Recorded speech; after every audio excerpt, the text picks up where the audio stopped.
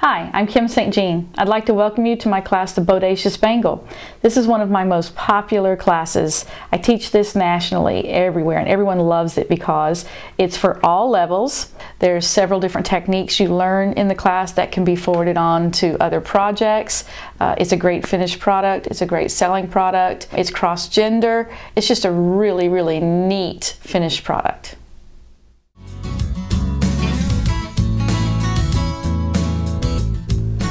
These are the tools we're going to start with on the project. First of all, you're going to need to decide how long your wire needs to be. This is a bangle gauge.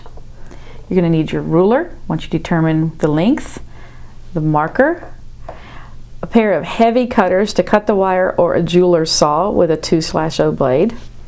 You're going to need an anvil or a bench block. You really should use a heavy forming hammer or a 16-ounce ball peen, something a little heavier, and then a texture hammer is recommended, or design stamps.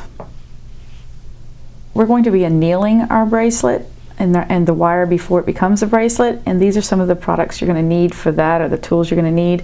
This is a heat-resistant, self-healing rubber mat that I put the kiln brick on. I used a kiln brick for annealing today. You can use a kiln brick or pumice in a pumice pan. I have a pair of copper tongs. I'm using the Blazer butane torch today, but you can use other types of torch that will give you a nice hot bushy flame.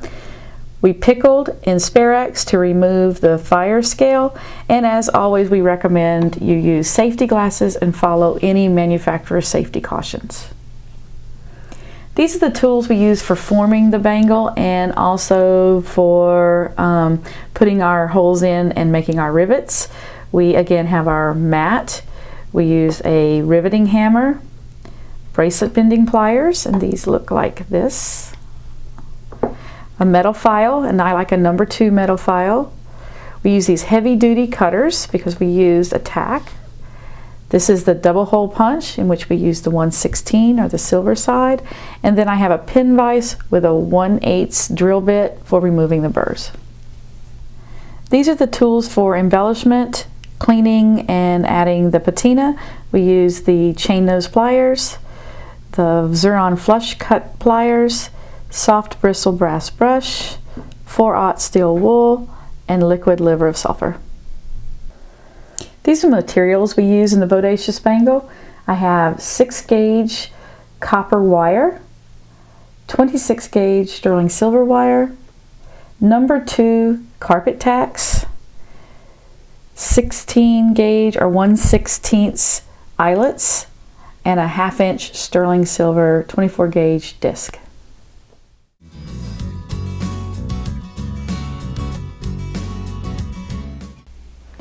Okay, the first thing you have to do in making a bangle is you have to determine the size of bangle you're going to need. Most of us know what size bracelet we wear, 7, 7.5, 8, but a bangle is completely different than a bracelet. You have to measure actually your hand that it goes over. So what I have here is a bangle gauge, and it has the numbers written on it, and what you do is you slip it over your hand, and where it fits over your hand right there, you want it to be a snug fit over, and push down, and that's where your bangle, what size bangle you would need. You don't want it so that it slips off easily, but you don't want it so that it bruises your hand coming off either. So you slip it back off, and then you look at it, and I wear an 8¼ inch bangle. So what I'm going to do then is I'm going to cut my wire at 8¼ inches. Okay, what I'm going to be using today is 6 gauge copper wire. This is grounding wire that you can pick up at jewelry supplies or at a hardware store, but this is 6 gauge grounding wire, copper solid all the way through. And we used our bangle measuring gauge, and we determined that I needed an 8¼ and this is a 9-inch strip. So what I'm going to do is I'm going to mark it at 8¼ and then you're going to cut this in half, and you can't just use your regular little wire cutters. You can use a jeweler's saw and cut this in half, but I have these really large cutters that I picked up at the hardware store, and I'm going to just cut this with these.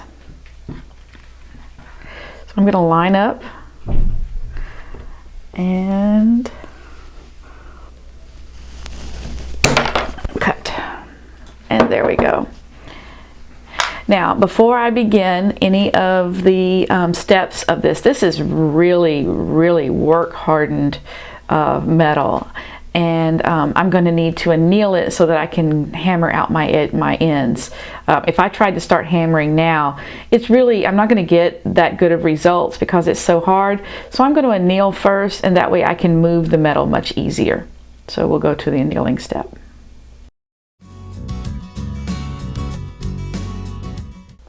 Okay, I have my wire on a kiln brick.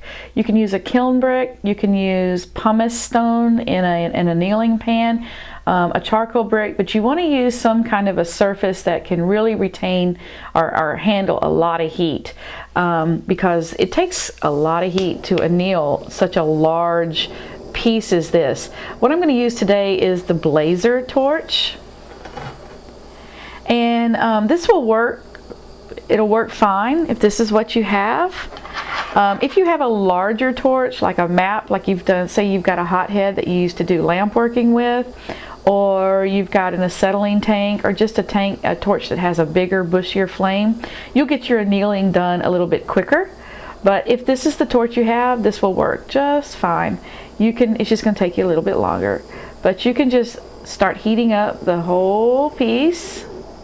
And copper is a conductor, so what that means is that it transfers heat throughout the whole piece. Like if I'm heating in one section right here, the heat doesn't stay right here. It starts conducting it or moving it all the way down. So what I want to do is I want to just continue to get the whole piece hot and kind of bring it up in temperature. And the hottest part of your flame is about 1/4 inch away from the edge of the blue cone. And I'm going to bring it up all the way up. And what I'm going to look for is a red glow in my copper. So let's get a piece down here where you can see the red glow. And copper will automatically get a red color. That's not annealed. That is just like a heat patina. That's not an annealed color. And we're going to look for our glow. And once you get it glowing, then you move your torch and the glow will follow your heat, and you want to do that all the way through. But we're getting close here. And it's beginning to glow. And I'm going to get it to follow my heat all the way to the end. And thank goodness you only have to do this twice in this project. There we go. We're getting it. It's glowing all evenly all the way through the metal. And I'm going to get it to follow me all the way down to the end. Okay, we've annealed this whole piece, and what we're going to do now is we're going to quench it. And I wanted to just point out, when you go to pick this piece up and move it to your quenching bowl, you want to pick it up at the end. And you want to hold it like this and move it to your quenching bowl. If you pick it up in the center, what will happen is the end will swing up and it can hit your hand, and you don't want that to happen. So pick it up at the end and then gently move it to your quench bowl.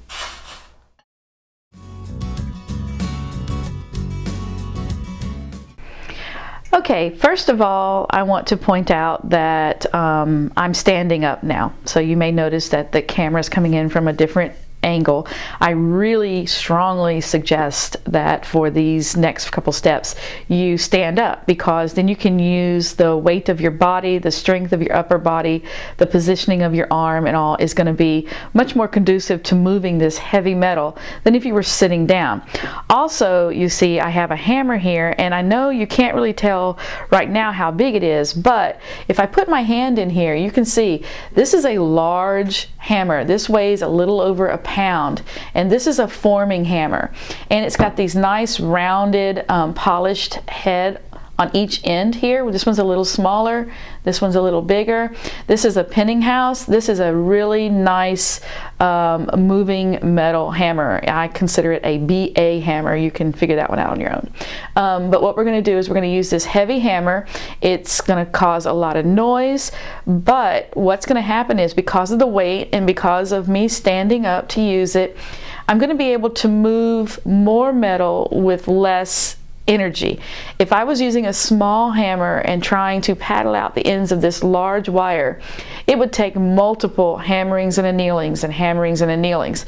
But with this larger hammer, I'll be able to get the entire end paddled out without having to go back and anneal again. So if you have a large hammer, you can use like a 12-ounce or 16-ounce ball peen hammer if you have one. You just want to make sure that it doesn't have any sharp edges, that it's nice and rounded on the end, but you really want to consider using a larger hammer. Okay, what I have here, I use an old antique iron as a bench block, and we're on a wooden table here, and then I'm also on my protective rubber mat, which is my personal favorite. Not everybody's personal favorite, but this is the type of mat that I like to hammer on. It kind of keeps my anvil from sliding. It absorbs a little bit of the noise that we're going to be making. It's just something I'm used to using. It's not something you have to have, but it's something that I like to have. Now, if I were in my studio at home, I would be using a piece of railroad track on a tree stump, because it's very dense and it's very big, and I don't get any kind of feedback from the hammer. But in a classroom setting, in a normal home setting, you're normally going to be on a table and you're going to be using what you have. So this is what we're going to do here. And you can use any kind of little bench block, little anvil, whatever you have, but this is what we're going to use today. And I've got my forming hammer, which I explained a few minutes ago, and I'm going to start on the end. And what I'm going to do is I'm aiming at the very, very tip of this wire. By aiming at the tip with my eyes, what's happened is the hammer is actually going to stroke right here where my finger is. If I aim for where my finger is, then my hammer will actually stroke back here, and what'll happen is this will get thin, but this will stay kind of thick, and it'll start moving up kind of like an elf shoe. So what I want to do is I want to aim kind of like I'm trying to hit the anvil, and my hammer will actually strike right on the end, and I'll be able to paddle this out. It's very important that we paddle this out really thin so that we can get our rivets through it. So I'm going to begin, and I'm not going to talk while I'm paddling. I may pause just to show you how I'm moving it. And I don't like a nice perfectly rounded paddle, so you'll see me move the angle of my hammer to kind of push the metal in the direction I want the paddle to go. So here we go.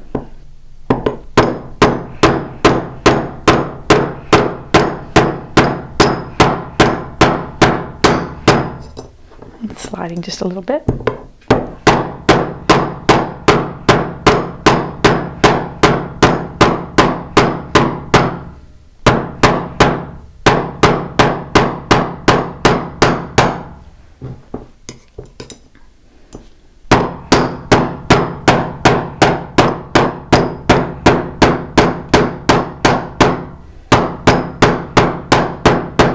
You see, I'm getting kind of an organic shape here. This is what I really like. I'm going to go in and try to thin this out just a little bit more.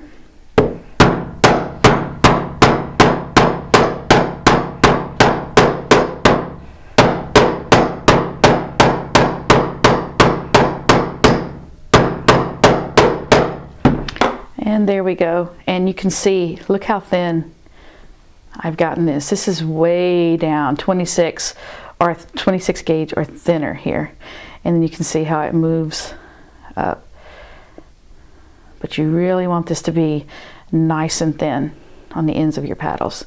Now you're going to repeat, you're going to turn it around on the other side, and you're going to do the same thing on the other side. Okay, this is the first one that we textured, and then I paddled out the second one. So we have, let's get this in here, both ends of our wire paddled now. And what we're going to do, you can see, nice and thin on both sides. And what we're going to do next is we're going to add some texture along the edges here. So I'm going to texture this, and then we're going to go back and we're going to anneal. All right, we have both ends of our wire paddled out, and now what we're going to do is we're just going to add some texture to the length of the bangle. And this is an optional step. What I'm going to use here is a texture hammer. Okay, and the texture hammer I've chosen here is one that has interchangeable texture heads. So we're going to bring this in, and I'm going to bring in my little bench block, and I have my metal here, and I am still standing up. I'm one of those that I really like to hammer standing up because I use my upper body for the strength of it, and then I get my arms in the right position. Okay, I'm going to texture along the wire of the bangle. So I'm going to come here.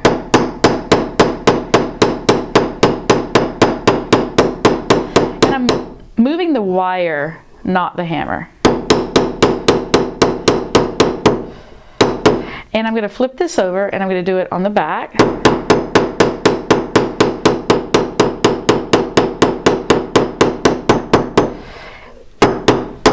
And then you're going to do it on each of the two sides here.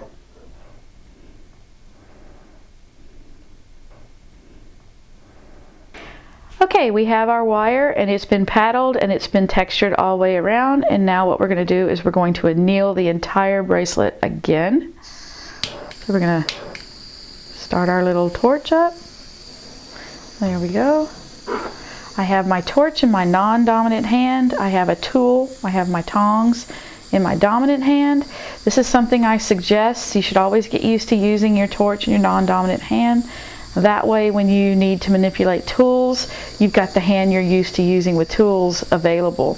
I also make it a habit to always have the tool in my dominant hand. That way, say this were starting to fall or I need to move it, I wouldn't be tempted to forget and reach out with my hand and move the metal. You think that's funny, but you'll do it. It's a reflex. So I always have a pair of tweezers or a pair of tongs in my hand, even if I'm not using them. I have it in my dominant hand. And we're going to anneal here, quench, and then we're ready to go to the next step.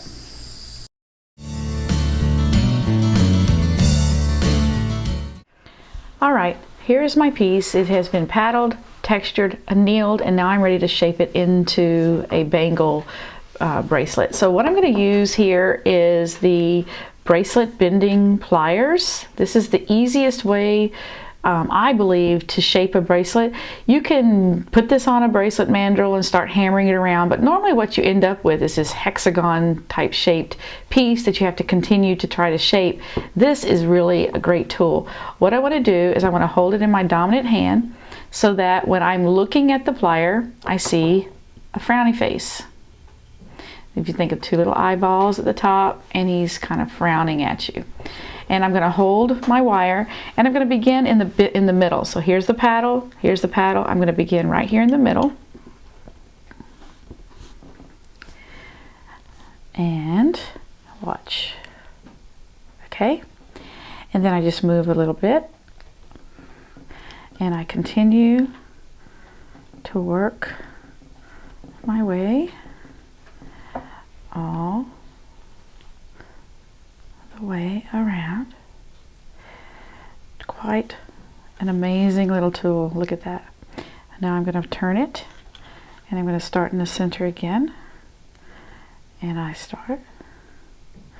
Now I have to let you know I have pretty strong hands.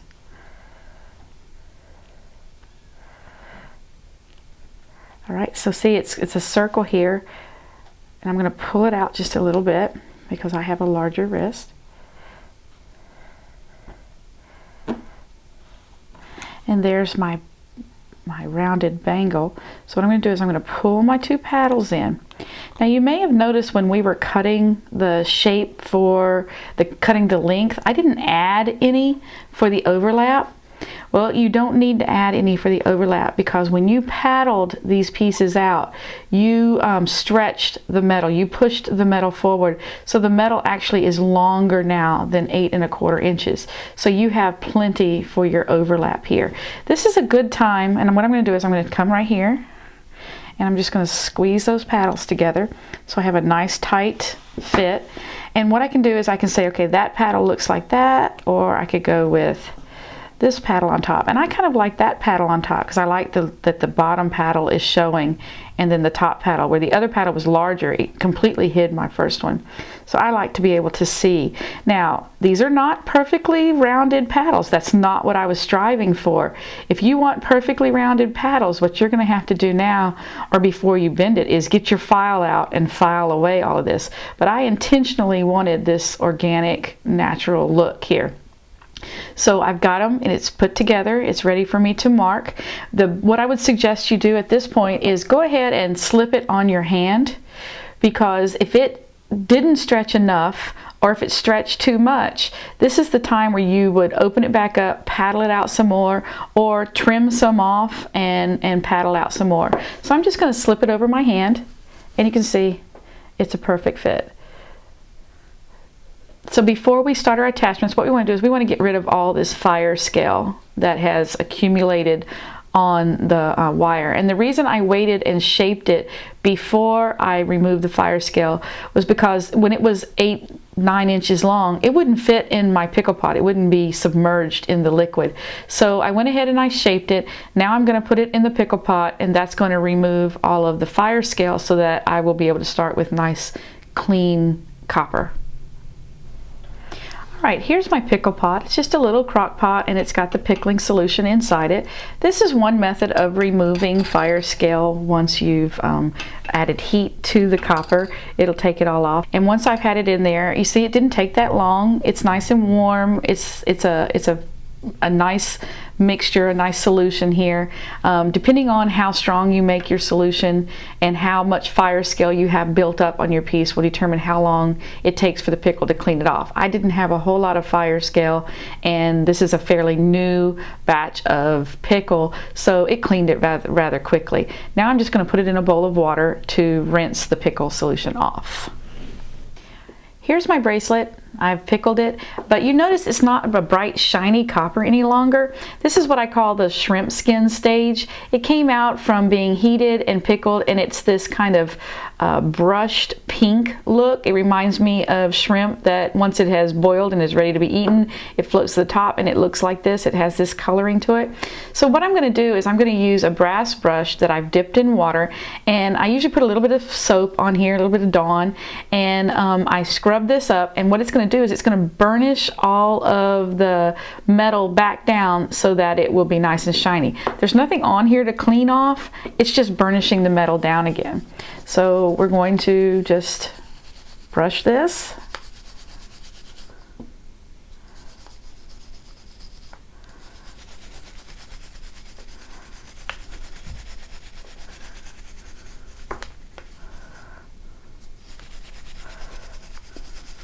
And you can tell this is a really soft brush because I'm brushing my hand as much or more than I am the piece.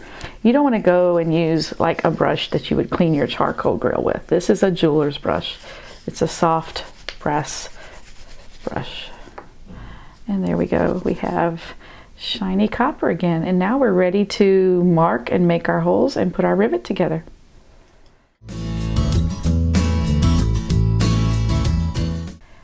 Now I'm going to decide where I want to make my attachments on my bracelet.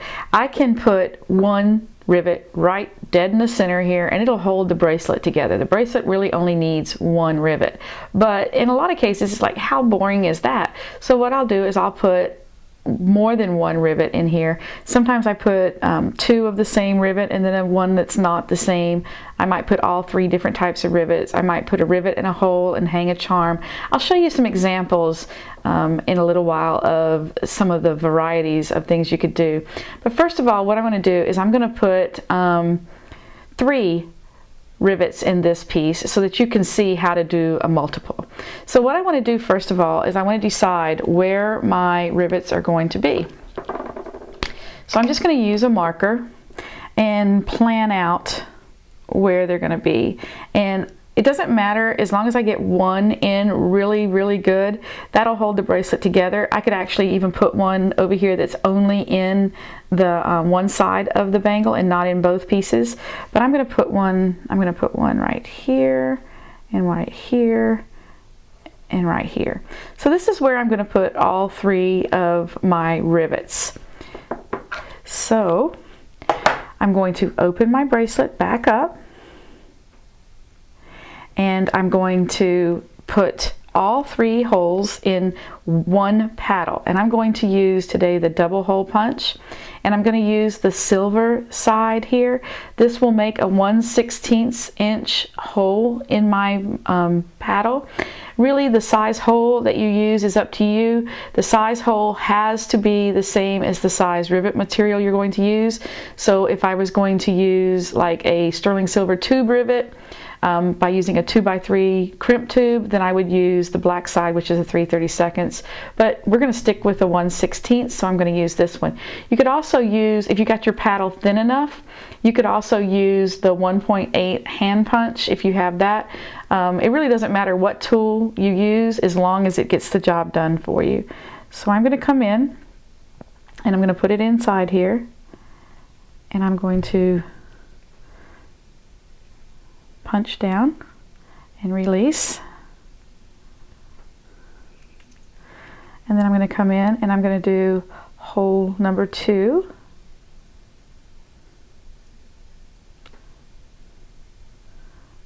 twist down and release, and now hole number 3. Now if you didn't make your paddles thin enough and you're having to grit your teeth and use both hands to twist this knob, you notice I'm not applying any pressure at all. That's because my paddle's nice and thin.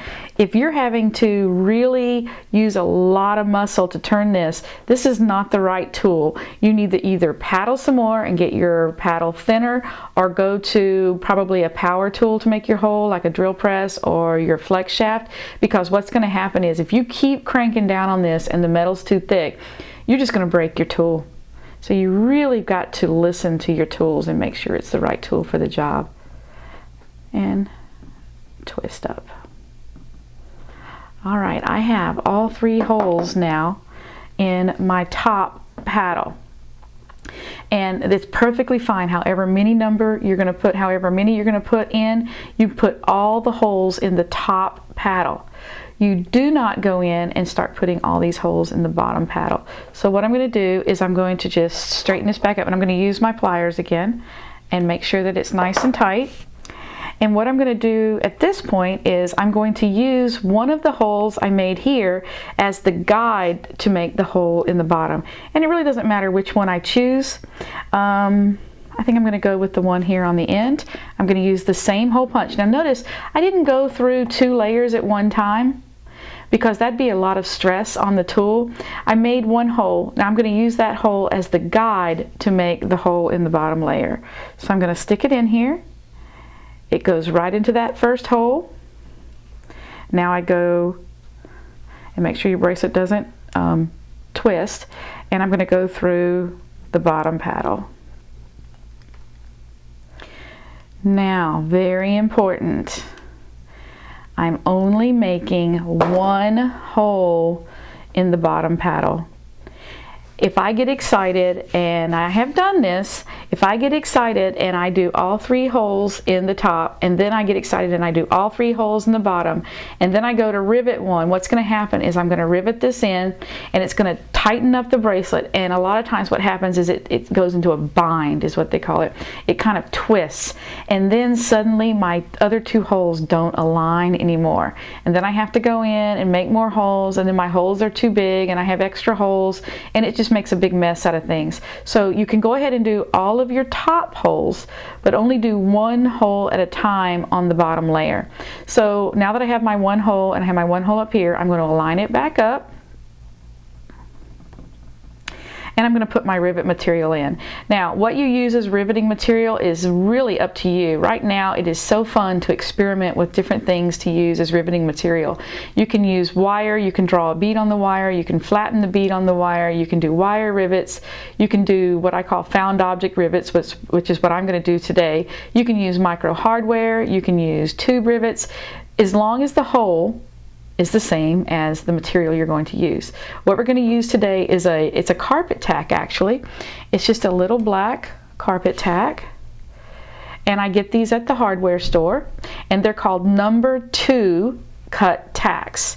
And a number 2 cut tack is as close to a 16 gauge or a 1/16 as you're going to get, and this will fit in your 1.8 hand punch. It'll fit in your double hole punch, the hole we just made, which is a 1/16 hole.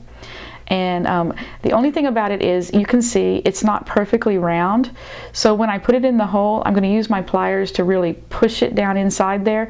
But I love these tacks because, first of all, it gives me a different color of metal, and I love mixing my metals up. But this is a black steel tack. It's the same thing as that trendy wire that we're using, the steel binding wire. It's the same material, and it gives me this nice organic looking rivet in here, and this is like my favorite rivet. So I'm going to put this in and show you how to rivet.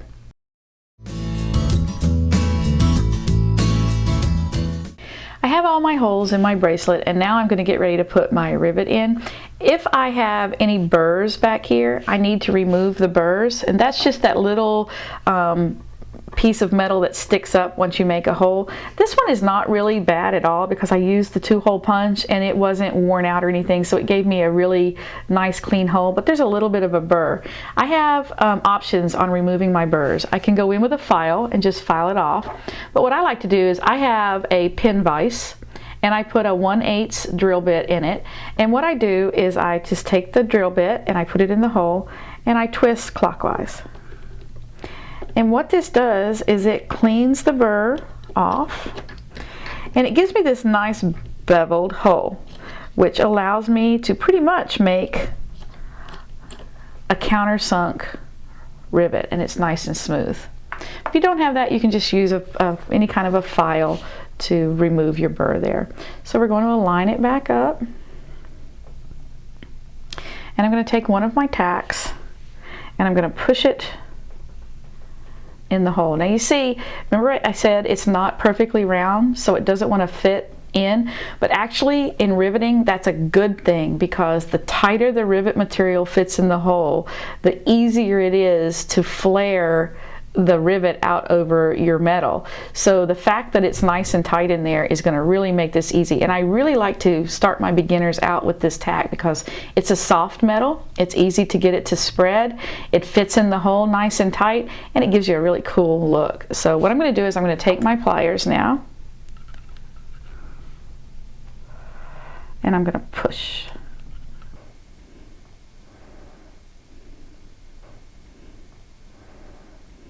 And we push. Okay, I have my riveting material in the hole. Let me just review about riveting for just a minute. I've made it very clear that the riveting material has to be tight in the hole. If it's bigger, if the hole is bigger than the riveting material, it's not going to be able to flare out over the edge. And the rule to a riveter in my world is that whatever the diameter of the hole, the rivet should be half that in height. Well, that's very confusing for a lot of people. Their eyes glaze over and they start thinking of math back in high school. So what we want to do is we want to say, okay, we want this, it's almost 2 millimeters, it's 1.8, so we want it to be about 1 millimeter tall. Well, if you get your calipers out and you start measuring, again, very difficult because we're working in such a small area. So I've come up with a technique. This is a gift card. And you get these all the time, credit card, gift card, but it's about 1.5 millimeters thick or 1 millimeter thick. And what I did is I punched a hole in it using my double hole punch. Now I slide that over my rivet, and this will work on any rivet that any rivet material, be it tube rivets or anything that is a 1/16, that you've used a 1/16.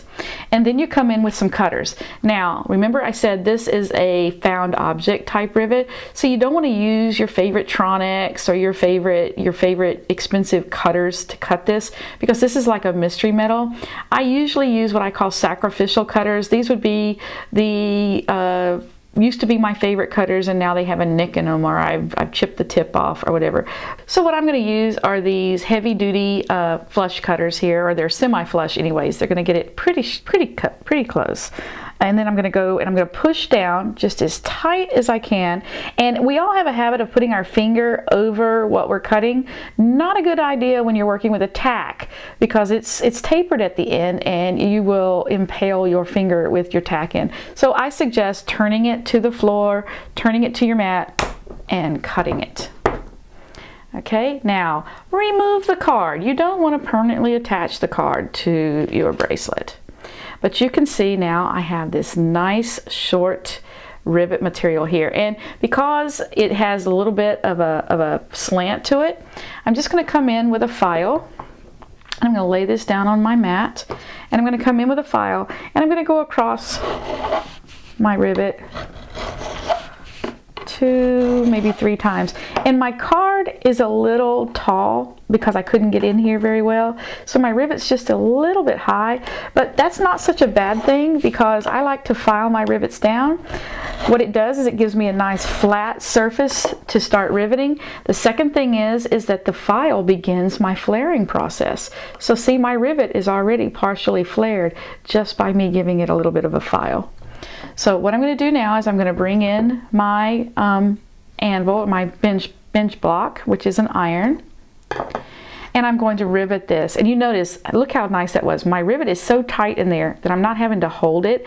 If you were using a wire rivet or something that didn't fit this tightly, you'd have to make sure that it didn't fall out at this point, because it is really difficult to get an already cut rivet back into the hole. So what I'm going to do is I'm going to use a small riveting hammer. It doesn't have to be a riveting hammer. Actually, I usually use just a little ball peen hammer, but it has to be small so that we can get inside the bracelet here. You can see it's just a little bit, it's almost the exact same size as the bracelet, but I can get inside here with it. So, and I usually use about a 2 to a 4 ounce hammer to rivet with. And what I'm going to do is I'm going to hold it kind of at an angle, and I'm going to kind of peel the edges of my rivet so that it flares up over the top of the bottom of this bottom paddle. So I'm going to tap, and I'm going to tap twice up here at the top, the north. But you know, me being the southern girl, I usually like to start with the south, but I'm going to start at the north, and I'm going to tap tap at the north, tap tap at the south, tap tap at the east, and tap tap at the west. Okay, so I'm going to come in and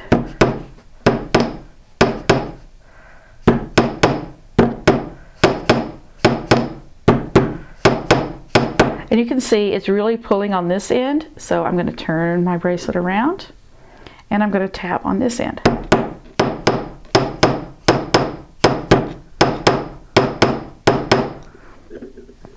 And we're going to continue.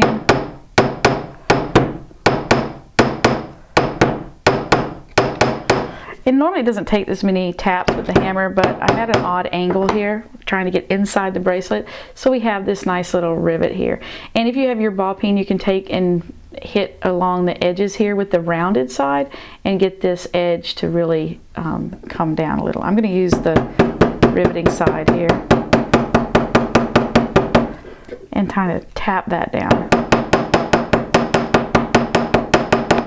so it's not sticking up. And there we go, we have a nice rivet. And like I said, that is technically all you have to do. I mean, this bracelet is not going anywhere. It is firmly attached. So now what I can do, now that the bracelet is not going to move anymore, I can go in and I can make my hole into my second layer here, and I can go ahead and make my hole into my second layer here. I can do both of these at this time because it's not gonna move anymore. It's really tight. Okay, I'm gonna go ahead and put the other holes in. I'm using the top hole as my guide.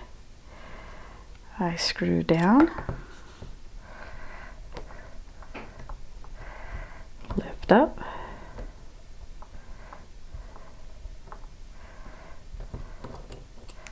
turn it. And remember, I'm really only going through one layer here because I already put the hole in the top layer. And screw down, come up,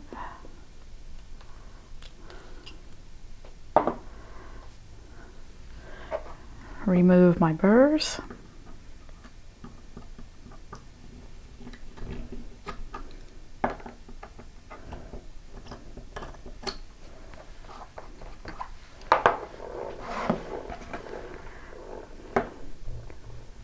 And I'm ready to start my second tack. All right, we have two rivets set in our bracelet already, and so what we're going to do next is I'm going to just show you how to put this little eyelet in. And eyelet is just another word for tube rivet. The difference between an eyelet and a tube rivet is in a tube rivet you're working with a tube. With an eyelet you're working with a tube, but one end has already been flared for you, as you can see right there, and so you only have to do half the work. So we're going to use this little eyelet, and they're available. You can purchase these, and then you don't have to cut tubing, you don't have to flare both sides, and if you're like me, I get one side usually is crooked. These are nice, they're already done for you. So I'm going to take this little tube rivet, or this eyelet, and I'm going to place it on my anvil or my bench block, and you notice I have it standing up. To me, this is easier with my fumbly fingers to get put into my bracelet because I can never get it in the little hole. So what I do is I stand it up on my anvil, and then I come in with my bracelet, and there we go, it's ready to go. Now if you're not comfortable with height, because this is too tall, okay, see how it's sticking up there? That's a little bit too tall, and if I went to flare this down, chances are it wouldn't flare very pretty. So what I'm going to do is I'm just going to file this down a little bit. You could do the card trick. You could sit the card over the top of this, and if there's any sticking up above the card, file it down to the level of the card. But I'm just going to file it a little bit. Now, if it was much taller than this, you'd say, well, just use your wire cutters. Well, you can't. You can't go in and use your wire cutters and snip tubing because it closes the tubing up, and then it's difficult to open back up and get it nice and round again. So you're really better off to use a file, and I'm going to use a metal file. And I'm going to file in one direction, and I'm just going to bring, and I'm doing this gently because I don't want my tube to collapse, and I'm going to bring down the height of the tube just a little bit. Okay, so my tube now is shorter. Now I'm going to use this flaring tool. It could be like a center punch, transfer punch, but this is just a little flaring tool. Okay, you can see my tube rivet is now shorter. It's only sticking up about 1 millimeter, which is what we wanted because it's a 1/16. And now I'm going to place the end of my flaring tube in and hold it. And I'm going to come in with just you want a light hammer and a light touch. And what I'm going to do is I'm just going to tap, tap, tap the top of this. And then I'm going to look. And you can see it's flaring just a little bit, and I'm going to tap, tap, tap just a little bit more. And I want to be really, really careful because if I tap too much, what will happen is the tubing will split. And I don't want it to split. Okay, now that I have it flared, I have to go in with my hammer, and I'm going to tap the edges just like I did in putting my rivet in. I'm going to tap my edges north, south, east, west, and I'm going to pull the lip of this tubing out over the top of my metal. So I'm just going to tap this direction, and then I'm going to turn it, and I'm going to tap that direction.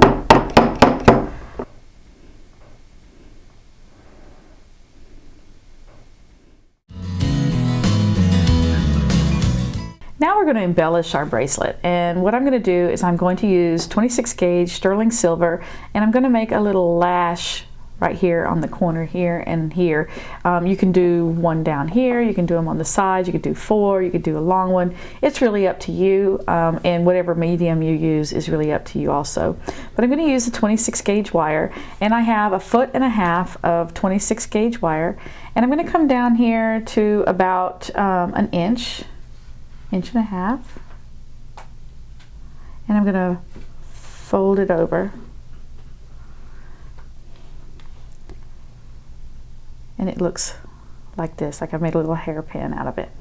Now I take my bracelet and I put the folded end up towards my connections. All right, and I'm going to hold that in place with my thumb. Now I have the end of my little hairpin and the length of my wire down here under my thumb. So look again, there's the clasp, there's the U, and I'm holding it all in place on top of the bracelet with my thumb. Now I begin by coiling the wire up and over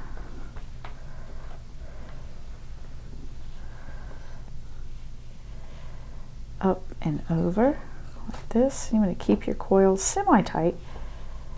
Up and over, up and over, and I'm coiling it around, and I'm moving up towards my thumb with the coil.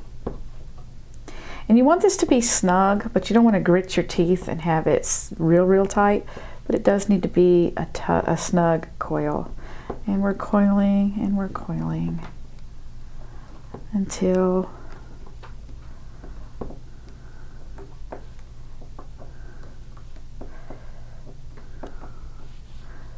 we get to where we have about an inch of wire left. Now I take this end down here, this U, and I open it up.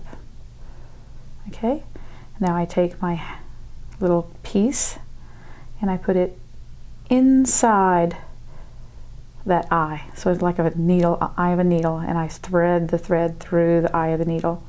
And I pull this and make it so that it joins the coil, and I hold it in place. Now I take my chain nose pliers. You can use your fingers, but it's easier for me. I use my chain nose pliers, and I grasp the end of the wire and I pull. Make this a little straighter here. There we go. And pull.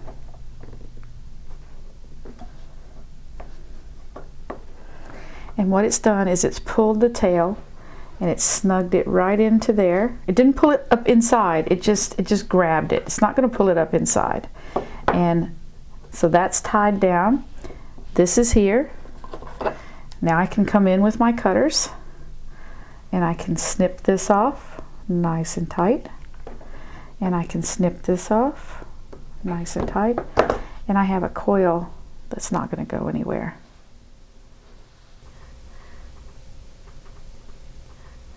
All right, here is the bracelet. I went ahead and did the other side, so I have my silver on both sides here. As I said, you can put it anywhere on here. We have our rivets in. It's nice and shiny. So what we're going to do, I'm not a nice shiny girl, so we're going to put it in a liver of sulfur patina, and then we're going to buff it up and you'll get to see what it looks like. But I think what we're going to do is we're going to do a little bonus for you here. We're going to hang a little disc in the hole that we made here. So hang on.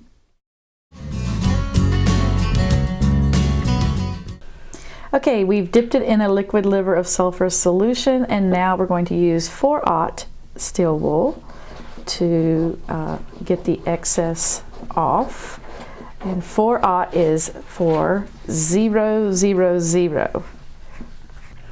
Okay, bonus. What we have here is a 1/2 inch 24 gauge sterling silver disc, and this is how it looks when you start. And then what I did here is I used a designer stamp and a hammer, and I textured this piece, popped a hole in it, and stuck it in the liver of sulfur. You can leave it this neat bronzy color that it got coming out of the liver of sulfur. This was where it was dipped in and pulled out and wasn't left in there long enough to go black. You can really play with some interesting colors with silver in your liver of sulfur, but this is a bronzy color. So you can leave it a bronzy color, or you can use your steel wool and clean some of that off. And just to show you what I mean, I've got just a little piece of steel wool here. And I'll clean it up just a little bit. And now I've got more of a silver look, but my stamping really shows here. We want to attach our little charm onto our bracelet, and we put this tube rivet in here, this eyelet. And if you recall, it was a 1/16 eyelet or tube rivet, but that means that was the outside diameter of the tube rivet, the OD. The ID, or the inside diameter of the tube rivet, is not 16 gauge any longer. The walls are narrower. So you cannot put a 16 gauge wire in here as a jump ring any longer. What I'm going to do though is I'm going to make a little wire attachment so that it kind of matches the lashing that I've done on the side here. So what I have is I have just a little scrap of the 16 gauge wire left over from doing the lashing on the side, and I've put a light patina on it so that it will match. And what I'm going to do is I'm going to fold this wire in half, and I'm going to pinch the end shut. Okay. And I'm going to go through with the ends, go through the eyelet, and bring it down to the side you want your dangle to hang, so you can decide what should be the top and the bottom. I think this will be my bottom. And I'm just going to bring the edge over. Let me move this out of the way. And start wrapping it around. And I want this to be just a lazy wrap. I'm not going to do a real precise wrap. But I've got it wrapped around just a few times here. And now I'm going to go in with flush cutters and cut that off. Okay. Now I take this other end and I'm going to go through the back of my disc and bring it down and have a little bit of a space there. Fold it over, and I'm going to begin wrapping that up and around and over what I already wrapped. That gives me this wispy kind of sloppy wrap here. And I'm going to end right there. And I'm going to come in and I'm going to cut that off. And I can take my round nose pliers, chain nose pliers, excuse me, and kind of open that up so that I've got this free play here on the bottom. I've got this organic looking wrap, and there is the charm hanging on the bracelet.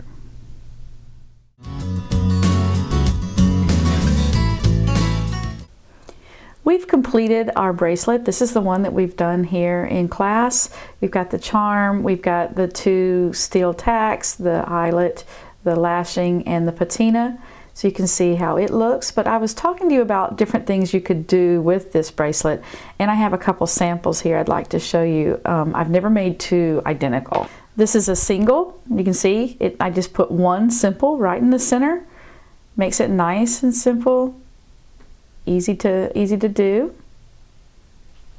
This is a fun one. On this one I did the single tack. I did a hole. I didn't put any kind of rivet in it. And then I did the lash out over the edge. And then I used brass wire for my embellishment, and I put it in 3 different places. And then I took some binding wire and made some kind of neat jump rings that move around freely on there. And then I made a bead off the bottom that I textured through a rolling mill and attached. This is a really fun one. And then this one, instead of using the wire as the embellishment on the edge. I did the exact same wrap, but I used 1mm leather instead. And you can use, I've done jute, I've done ribbon, I've done silk cord, embroidery thread. You can do whatever material you want and do that exact same wrap that I showed you, only with a different material. One thing I wanted to point out, this is a really neat looking bracelet, and a lot of people think that it would be a really great item for a guy.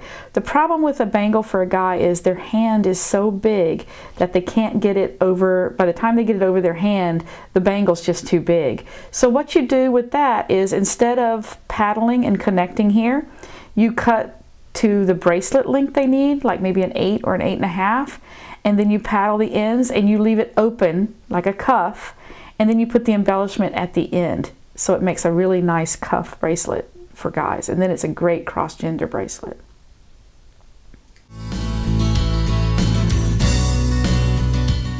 I want to thank you for taking the class. At this point, you've completed it, hopefully. But there's always a few questions that people ask me when I'm with a live group of students. So let me talk about those just a little bit in case they were something that popped up for you. One of them is, first of all, the cutting of the length of the bracelet.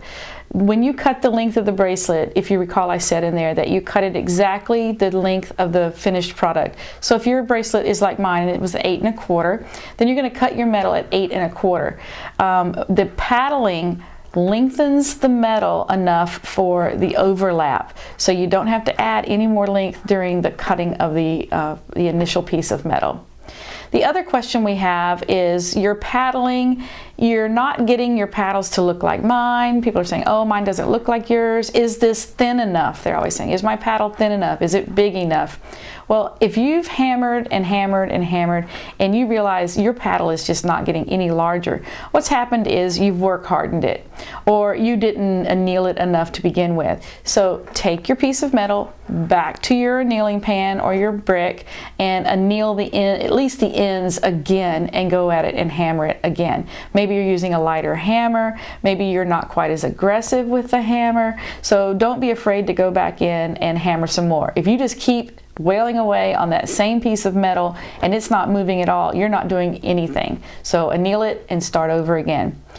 Once you have your paddles, the next question people come up to me is, if they're not both perfectly parallel, you've got one that's parallel and one that's coming up like this, that's not a big deal. You just grasp each one in a pair of pliers and twist them until you've got them both so that they look like oars that you would use on a canoe, flat on both sides.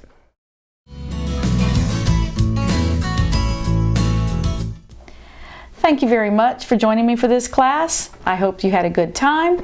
I hope your bracelet turned out bodacious for you. And if you have any comments or questions, be sure and contact Beaducation at classes@beaducation.com. Bye, and I hope to see you again.